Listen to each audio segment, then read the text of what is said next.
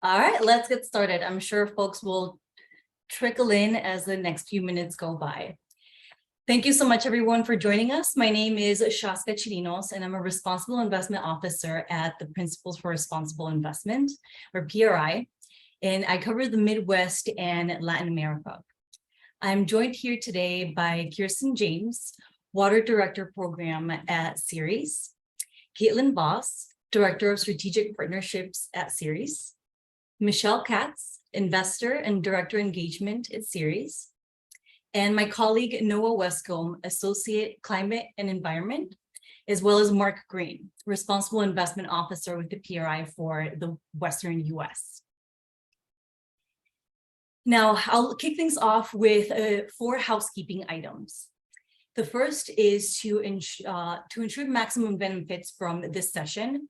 We plan to record the presentation part of the meeting for future viewing, and we'll then stop recording before we open the floor for Q&A, at which point we will alert you that the recording function has been turned off. The second is to remind everyone that the workshop will be held under Chatham House rule to ensure confidentiality and open discussion. Third is that we will send a follow-up email including the presentation slides, a one-pager with, as well as a one-pager with the resource mentioned during the presentation. And finally, to enhance engagement and foster a sense of connection, we kindly ask that you keep your cameras turned on throughout the workshop unless you have a technical issue that arises. Now, for starters, I wanted to give you an overview on the education water series that the PRI and Ceres are putting together. These workshops are meant to educate institutional investors on water-related concepts, issues, and opportunities that will help advance their efforts to address this topic. The series is made up of 3 workshops.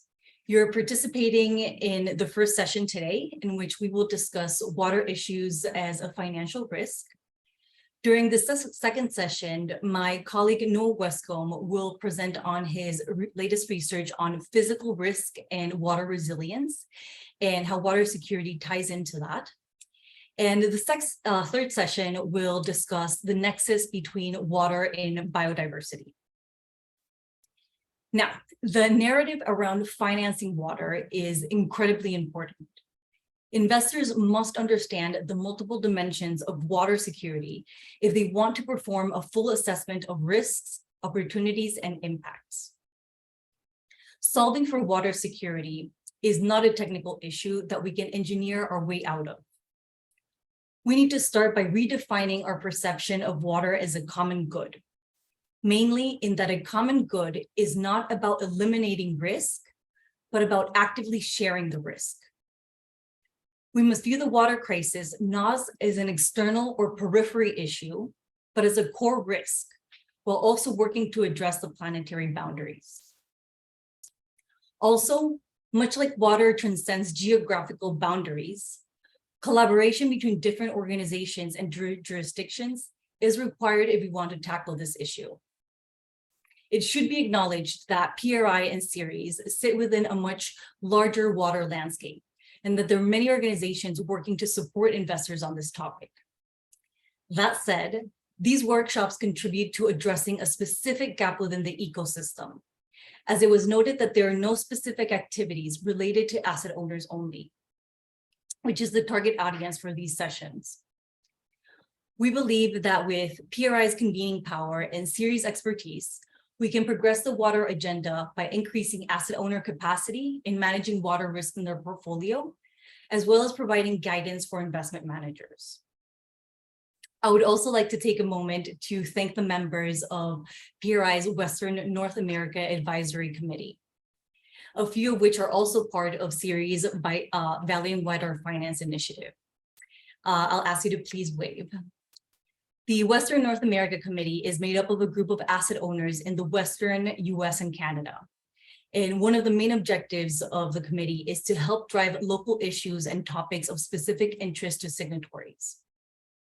One of the reasons that we're gathered here today is because the members not only wanted to educate themselves on this topic, but also deemed it relevant enough to share it here today with you. Their actions demonstrate a commitment to investment in the economy as a whole and demonstrates their responsibility to benefit the world that their beneficiaries live in. Now, next slide, moving on to the current landscape. The reality is that the water crisis is quickly rearing its head. From the headlines over the last 12 months alone, we can observe how water stress can disrupt supply chains, how water quality can directly affect business and local communities, and how if supply is limited, governments will take action to restrict access. Now, my intention is not to build doomsdaysy, but rather to set the tone for the urgency that is needed to tackle this crisis. Now, to focus on the positive note, and one of my favorite things about water is how forgiving it is and how it always can be cleaned. This attribute, along with it being a finite resource, is increasing demand for water efficiency, management, cleaning solutions, and technology. This opens up an array of investment opportunities in technology, infrastructure, and innovation. And this year alone, the water market is expected to reach 9.15 billion, which provides investors with an opportunity to grow their funds. Next slide, please. Now, because water is interlinked into every aspect of our lives, once you start to peel back the layers, it is very easy to get what I call analysis paralysis. And this is something that you may have experienced when you first started looking at sustainability and integrating ESG. In order to help investors with this process, we're putting forth these series, and I'll try to break down a few of the foundational concepts that investors must grapple with when they're assessing water issues. This is not a comprehensive list, but it will help provide some context. The first attribute is that water is dynamic through space and time. Now, as you may know, precipitation is the ultimate source of fresh water. However, it is determined for each country by several factors, which include domestic use, the collective management of climate systems, and the state of the neighboring countries and ecosystems.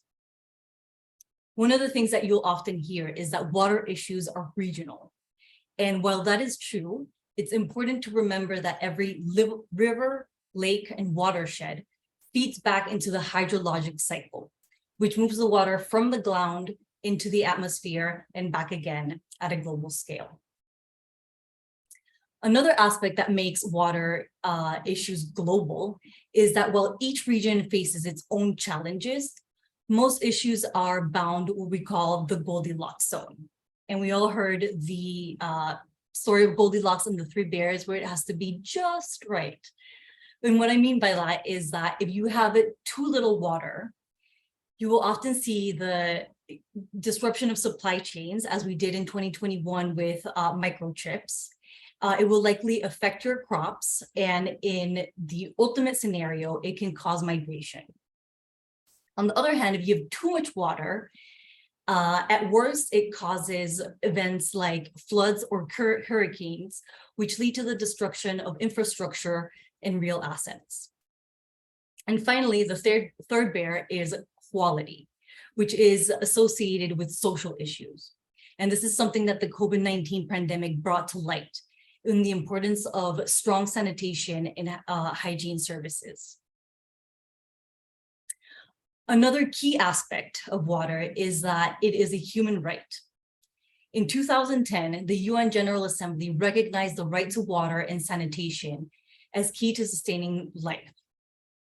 Acknowledging water as a human right can be a way for investors to enhance their efforts and to satisfy the basic human needs, leading to the fulfillment of the SDGs. Moving on to the next point is that valuing water is not equivalent to pricing water. While water can be treated as a commodity with a quantifiable price and cost, the concept of value goes beyond a cost-benefit analysis and includes social and cultural dimensions. And finally, the nexus of biodiversity and water issues.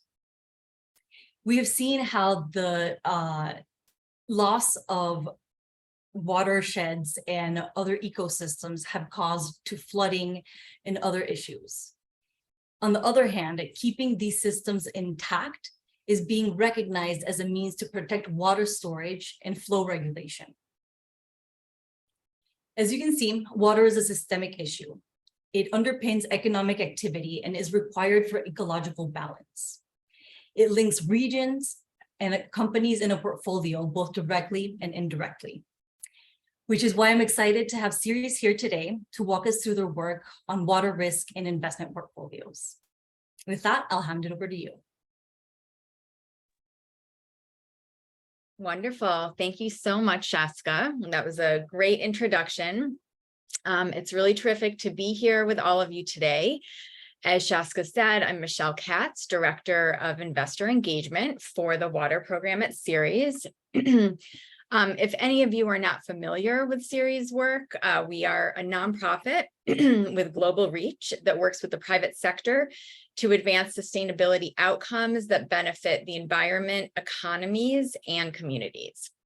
So I'm going to share a bit more with you about the work specifically of the Ceres Water Program and what we have been working on really for over a decade now.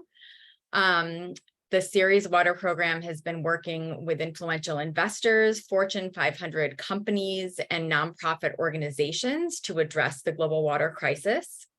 We've recognized that there's a critical need to shift how our capital markets value water if there's any chance of achieving a clean, accessible, and sustainable water supply. Over the past number of years, we've really expanded our focus on institutional investors as we continue to see water risk play out in real time all around us and impact the financial performance of a range of industries as well as geographies. So this past August 2022, nearly a year ago, Ceres, in partnership with a number of investor partners, launched the Valuing Water Finance Initiative, which is an investor-led initiative that aims to prepare us for a more water-challenged future by supporting companies to be ambitious in their water stewardship actions and to arm investors with clear and concise corporate water expectations to manage water and engagement strategies in their investment portfolios. So today in this presentation, we're really going to highlight the research and perspectives that have gone into this work and that underpin, how we think investors should be thinking about water risk within portfolios. Next slide, please. So why are we focused on water? Why do we care? I mean, Shaska already, just gave a terrific introduction, but clearly the water crisis is a complex problem and a threat we will continue to face on a global scale, from issues such as severe drought to pollution and lack of access to safe drinking water. The water crisis impacts all of us. And in particular, the most vulnerable communities are the ones disproportionately impacted by water pollution and scarcity. So to really underscore the human impacts, as Shaska also mentioned, despite the UN declaring that access to water and sanitation is a human right, 2.1 billion people still do not have access to safe drinking water. So some of the pressures on freshwater resources include industrial and agricultural systems that pollute, increasing demands from the growing population and subsequent food security and demand for water-intensive products such as meat. Water is a unique resource that really underpins all drivers of economic growth, including food production, energy generation, industrial activities, human health, and even political stability. However, water, we see over and over being chronically mismanaged in much of the world, and the accelerating physical impacts of climate change are making water supplies even more unstable. So asset owners and asset managers with exposure to most large industries in many global regions face potentially systemic, large, and often unrecognized water risks. So in fact, for nearly a decade now, the World Economic Forum has listed the water crisis among the top 5 risks in terms of impact and likelihood. You can go to the next slide, please. So again, some headlines highlighting how widespread the global water crisis is. As Shaska also showed and spoke about, water risk is everywhere. These are just headlines from over the past month, and they really highlight how the water crisis is playing out all around us, in North and South America, as well as around the world. Scientific researchers have found that there will be a 56% shortfall in water supplies by 2030 under business as usual, which is a pretty alarming number. Really, every industry and business relies on a clean and plentiful water supply. And so water risks pose substantial operational, regulatory, as well as reputational risks to businesses that manifest in investor portfolios. So additionally, equitable water use for industrial and community drinking water remains an ongoing source of tension across the region. We're really seeing the impacts play out, impacting business and economies. A few examples in the Western United States, the recent midnight deal on the Colorado River, a vital source of water for much of the western part of the US. This deal is really a temporary solution for long-term changes that are needed for water allocations in the region. Also, agricultural yields around the globe from Argentina to the Midwest of the US to Spain are unstable and at risk of floods as well as droughts. And these disasters, contribute to soaring food prices and to food insecurity. Data centers, as Shaska also mentioned, that underpin our global technology systems and economies are at risk due to the extreme heat and drought conditions. So again, these headlines are really just a few examples. I'm sure, all of you could name many, many more. We're seeing these, on a very regular basis these days, unfortunately, but in this globalized economy, really all of us are impacted by the water crisis. And as investors, water risk really is a material consideration. Next slide, please. So how can we better understand water as a financial risk? So taking a closer look, Ceres did an analysis of 4 leading indices that investors use to benchmark portfolios. And this analysis found that over half of the holdings in the S&P 500, the Russell 3000, MSCI World, and MSCI Emerging Market indices are in industries of medium to high water risk. And these findings really demonstrate the underlying systemic nature of water risk and that no company can operate without water. Next slide, please. So with this information, we really wanted to dive deeper into where and how industries are exposed to high water risk. So to strengthen our understanding of how industry impacts water systems and the specific industries and practices that are leading the most severe and systemic impacts, Ceres collaborated with the Global Institute for Water Security at the University of Saskatchewan in Canada and over a dozen scientists and scholars to develop the global assessment of private sector impacts on water. And this report was released last April 2022. And it was really meant to fill an important gap in research and ensure that investor action on water is grounded in the scientific case for action. So this science-based synthesis, really had 2 major priorities. So first, the report identifies the industries that have the most severe and systemic impacts on water and the practices within those industries that are leading to destruction. And second, it identifies critical and emerging threats to water resources. So with this information, investors can really focus attention on sectors causing the most severe impacts and assess corporate actions to determine whether stewardship activities appropriately prioritize the industrial practices that are causing the most severe impacts. And finally, investors can use the report to encourage companies across sectors to estimate their impacts on water resources and the business opportunities of taking action. So the global assessment of private sector impacts on water, we will be sharing the link following our webinar today. We'll be sharing a one-page resource guide. If you want to take a closer look at the report, that will be in there. So I will now turn the virtual mic over to my Ceres colleague, Kate Voss.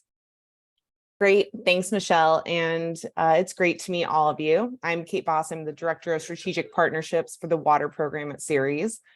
And Michelle and Shaska just gave you a really great high-level overview of how and why water matters to businesses.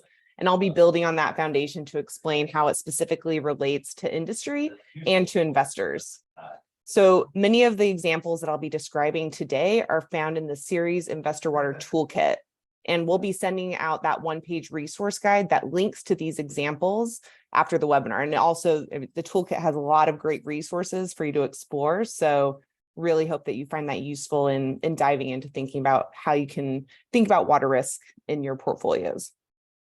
So as Michelle just mentioned, the global assessment sheds light on the systemic and multifaceted ways that industry impacts water systems, but it's really a two-way street. Water risk drivers also directly impact businesses as material risks that can impact the financial balance sheet. And so this figure illustrates a few of the salient ways on how water systems impact businesses' bottom line, starting with large-scale drivers and linking those to potential enterprise-level material risks. So as a unique natural resource, water is influenced by a range of environmental, social, governance issues, such as climate change, failing infrastructure, weak governance, and all of those drive water-related risks. And those water risk drivers translate to clear market, reputational, regulatory, and operational risks that may directly or indirectly impact businesses. So just as some examples, on this slide, you'll see one significant water risk driver is growing competition for water resources. And competition over scarce water resources has resulted in widespread overexploitation of surface as well as groundwater resources in economically important regions around the globe, such as United States, South Africa, Mexico, South Asia, really kind of everywhere where you have water scarcity.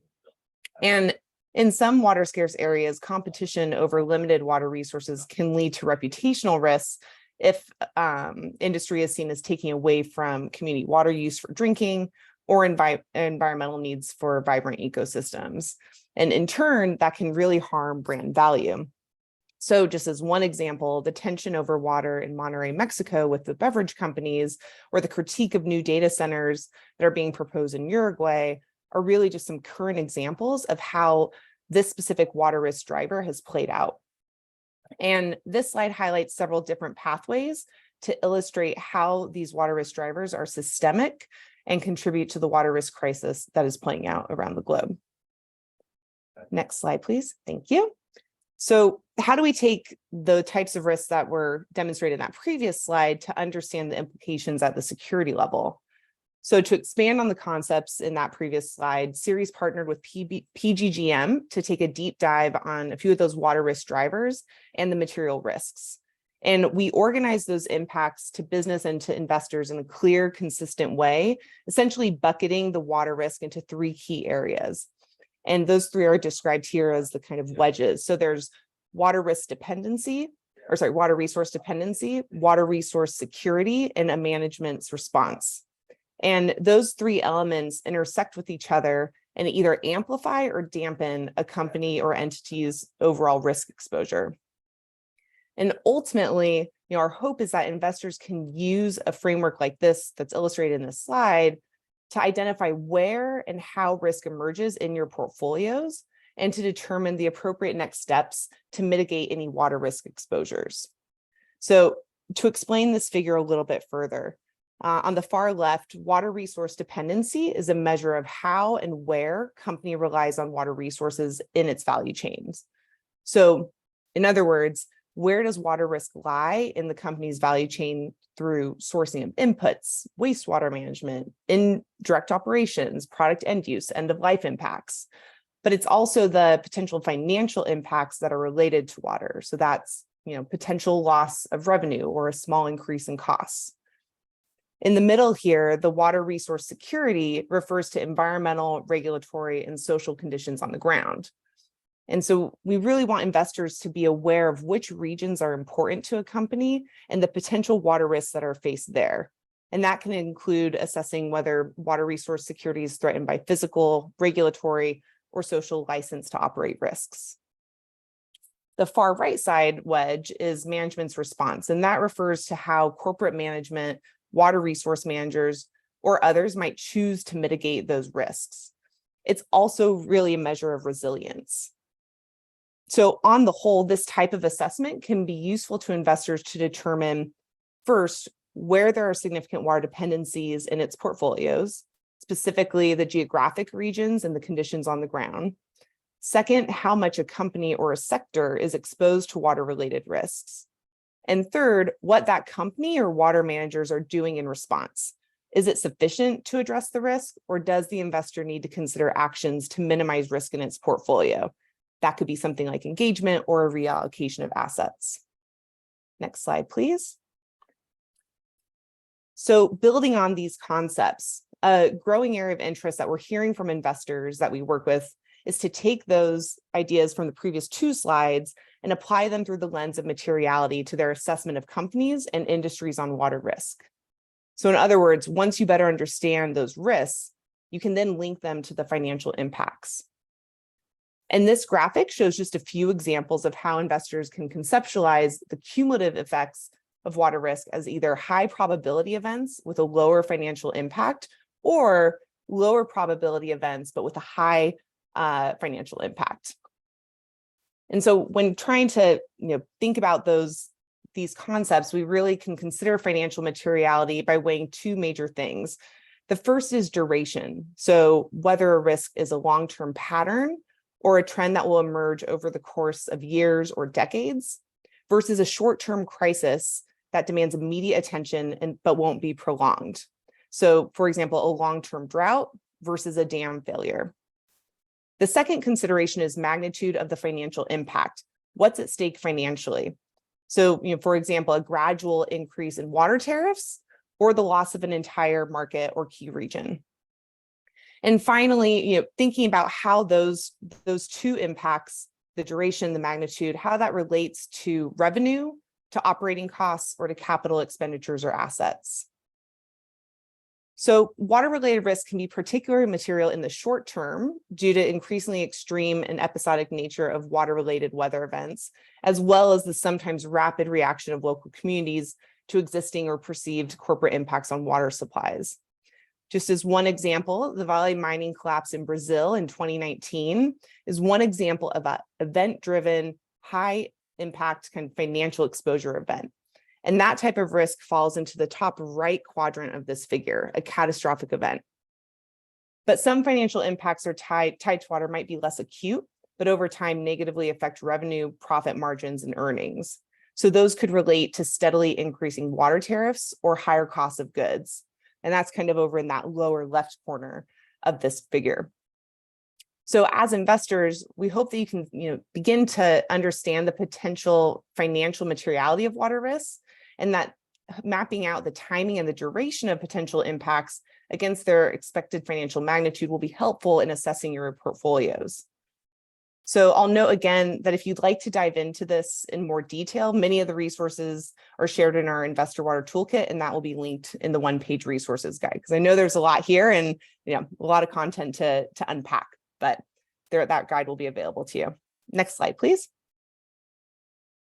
Okay, so in order to make risk more tangible and to bolster the business case for action on water, Ceres developed two financial materiality briefs focusing on the value at risk from water externalities in the packaged meat sector and in the apparel sector.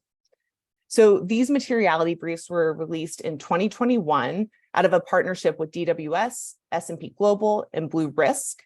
And the research marked the first of its kind corporate valuation methodology that incorporates the true costs of water waste and pollution impacts of companies in the meat and apparel sectors. So this analysis found that the cost of addressing harmful water impacts could lead to a change in company valuation of up to negative 47%, and that the cost could top nearly 1.8 billion US dollars annually for some of the firms analyzed. And these briefs really showed the clear double materiality that investors face in regard to water risk, and demonstrate that there's sufficient information to estimate the magnitude of water-related externalities. And this publication really includes a replicable methodology that we hope investors can consider using to encourage companies to estimate their impacts on water resources across the value chain, to reduce their value at risk, and to capitalize on opportunities in the face of increasing water challenges. Specifically, with these materiality briefs, we hope that investors can use the framework to determine, first, whether a company has adequately assessed the value at risk due to water-related externalities, including an assessment of the full costs and financial implications of addressing those externalities. And second, with that information, has the company developed the appropriate plans to reallocate expenditures to cover the costs to address those externalities? And finally, has the company invested in the data collection infrastructure needed to make informed decisions and to really track and measure those impacts, as well as the value from those interventions? So Ceres partnered with Blue Risk to build off of this work to also incorporate the potential benefits to business for acting on water risks. And this was by developing a cost-benefit analysis framework that assesses both the direct to business as well as the societal returns on investment for water interventions. And actually, this report, we're going to be launching it next week on August 3rd. And we're really excited about it. So we'll certainly share details about that launch webinar in our follow-up from this session. Next slide, please. Okay, so with that background, what are investors actually doing? How are investors applying a water risk framework to their portfolios? So Ceres has worked with Cardano, which was formerly Actiam, a Netherlands-based responsible fund manager with 54.6 billion euros in assets under management, to do some of the most in-depth work around water risk and action. So we worked with the Cardano team to develop a case study reflecting how to go about acting on water risk through their entire portfolio. And this case study is really an excellent example of how an investor can design a water engagement strategy with the goal to move companies from more of a water management focus to water stewardship. So what did Cardano do? Well, so through their responsible investment policy, Cardano is the first ever investor to make a public commitment to limit the impacts or use of water across its entire investment portfolio and set a quantitative target to achieve a water neutral investment portfolio by 2030. So as a first step, Cardano identified target companies for engagement based on two criteria. The first are companies that are high risk industries, and the second are companies that are located in high-risk areas with significant water stress. And if a company falls into one of those two categories, the company is prioritized for engagement. As a second step, Cardano assessed how companies manage water-related issues by tracking and monitoring progress with a set of 4 KPIs that look at key action items. The first is assessing water quantity impacts. The second is measuring and reporting water consumption. The third is setting water-related targets that are science-based and contextual. And the fourth is implementing realistic plans to achieve those targets. So since its launch, Cardano has reported that they've seen companies completing more water risk assessments, setting targets, and implementing their water reduction programs. However, they did note that they've seen the number of companies reporting on water isn't increasing as quickly. So that reporting and measuring piece is lagging and needs a little bit more motivation. With that information in hand, Cardano then deploys an engagement strategy to advance companies toward water stewardship. And so they're currently involved in 2 engagements relating to water quality with sectors identified as high risk for water pollution. The first is focused on agriculture and fertilizer companies and their management of manure and other waste to prevent water and land pollution. The second targets chemical producers about their production and use of persistent chemicals and their impacts on water quality and ecosystem health. So this stepwise approach really serves as a great example of how water engagement strategy could be designed. And there are many other approaches as well. So we've developed additional case study examples of how investors have approached integrating water risk into their decision-making, including one from PGGM that incorporates the financial opportunities of actually investing in those water solutions. So we encourage you to look through those case studies on the Investor Water Toolkit. And again, that will be shared in the one-pager. And now I'll hand it back to Michelle to discuss how these examples feed into our ongoing work. Great, thanks, Kate. So Kate just covered some really terrific examples of water risk integration and trends in the right direction, but what are some of the challenges? So despite these examples, the water impacts of a warming planet and the challenges of broader freshwater mismanagement really remain a blind spot for many companies and for capital markets. So the water conversation in global business circles has been really narrowly focused on companies' individual efforts to achieve water efficiency, but often this comes with limited recognition of how private sector water use and pollution is playing a much larger overall role in degrading freshwater resources. So as a result, the fundamental reality of how freshwater resources are dwindling or being degraded remain obscured and are largely absent from the conversations in the financial community. And what's more is water sustainability is still regarded by most in the financial community as a set of fragmented, isolated, and local issues, rather than the critical system-wide issue that it really is. So a key challenge has been clarifying the scientific and financial evidence around these issues for the investor audience, including how proactive water management is actually a strategic business approach with the potential for positive returns on investment, both direct to the company as well as to society. So again, as Kate just mentioned, next week, Ceres will be launching this new cost-benefit analysis research brief that provides a framework for companies and investors to quantify the costs of water risks on businesses, as well as the potential financial benefits of proactive water management and strategy. So we really hope that the framework will further strengthen the business case and highlight the bottom line benefits for companies to take ambitious water stewardship actions. And again, we'll be sharing more information on that upcoming webinar following the call. Next slide, please.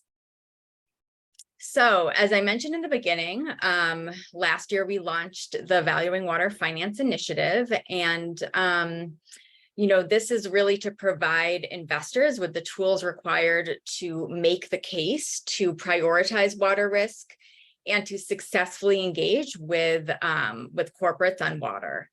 And so in terms of our overall vision, we really have our sights on the following: that companies will recognize fresh water as the world's most precious natural resource, essential to whole industries and all communities and ecosystems, and that by sustainably managing water use, eliminating point and non-point pollution, and taking collective action, adopting good governance practices, and supporting the human right to water, that companies will achieve sustainable water management. And so to achieve this, the Valuing Water Finance Initiative engages with companies with a high water footprint. We're focusing on 4 water intensive sectors: food, beverage, apparel, and high tech, and calls on these companies to meet the corporate expectations for valuing water.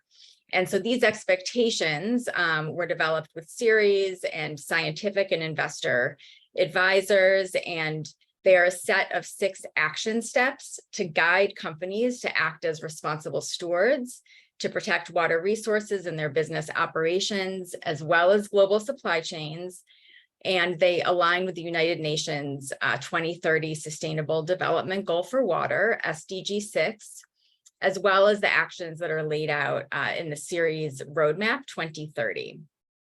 So in the past year, since we launched the initiative, we have grown to 92 investor signatories, representing over $17 trillion US in assets under management. It's been, really terrific to work with these investors that are really committed to this critical work. And we are bringing in new signatories on a rolling basis. We would be thrilled to have your firms join us in this important work and answer any questions that you have about it. And I know a number of you, when you registered for the webinar, did fill out that you would be interested in more information on the Valuing Water Finance Initiative. And so we'll be sure to be following up with that as well. And so yeah, with PRI, we hope that this presentation has provided valuable information on how water risk manifests in your investment portfolio, some resources available to you to better understand these risks, and steps you can take to actively mitigate these risks. And so from here, I think we'll move a bit into more of a discussion. And, we're looking forward to your questions.